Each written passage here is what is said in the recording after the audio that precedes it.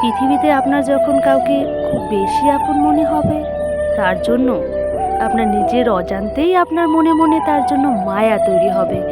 আপনি মানুষটাকে সবসময় দেখে রাখবেন, মানুষটার যাতে ক্ষতি না হয় সেটাও দেখে রাখবেন। সে কি করলে ভালো থাকবে না থাকবে সেটাও আপনি খেয়াল রাখবেন। সে আপনার সামনে আসলেই তার উপর যত রাগ অভিমান সব কিছুই এক নিমিষে শেষ হয়ে যাবে। তাকে দেখা মাত্রই আপনি ভুলে যাবেন যে ওই মানুষটাই আপনাকে কষ্ট দিয়েছিল। তার চেহারায় কেমন যেন একটা মায়া থাকে, আপনি তাকানো মাত্রই আপনার মায়া হবে।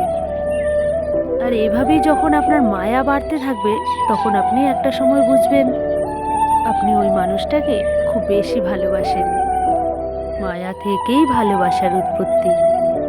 পৃথিবীর সব সম্পর্কের নাম যেটাই হোক না কেন, একটা না একটা সময় আপনাকে ছেড়ে দিতে হয় বা আপনি ছেড়ে দিবেন। হোক সেটা ভালোবাসা কিংবা বন্ধুত্ব কিংবা অন্য কিছু। সময়ের সাথে সাথেই সম্পর্ক হারিয়ে যায়, ভালোবাসাও হারিয়ে যায়। কিন্তু যার উপর আপনার একবার মায়া হয়ে যাবে, তাকে আপনি কখনো মন থেকে হারিয়ে দিতে পারবেন না। মায়া কখনো হারায় না, এটা একবার শুরু হতে থাকলে তা বাড়তেই থাকে। সবসময় ভালোবাসা হারিয়ে যায়, কিন্তু মায়া হারায় না কখনো। যার কারণে চাইলেও আপনি ভুলতে পারবেন না ওই মানুষটাকে। এর জন্য হয়তো মায়া নেশার চেয়েও খারাপ। যার জন্য যার উপর আপনার মায়া হবে, তাকে ছাড়া আসলেই অসহায় লাগে। মায়া ভেতরটাকে পুড়িয়ে দেয়। মায়া হয়ে যায়, কিন্তু মায়া কাটানো যায় না।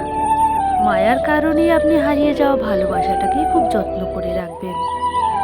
হারিয়ে যাওয়া মানুষটিকে হারিয়েও আপনি কেমন যেন কোনো তার মায়ায় জড়িয়ে থাকবেন। পৃথিবীর যে সম্পর্কগুলো মায়ার উপর ভিত্তি করে হয়, সে সম্পর্কগুলো কখনো হারায় না, হারাতে পারে না।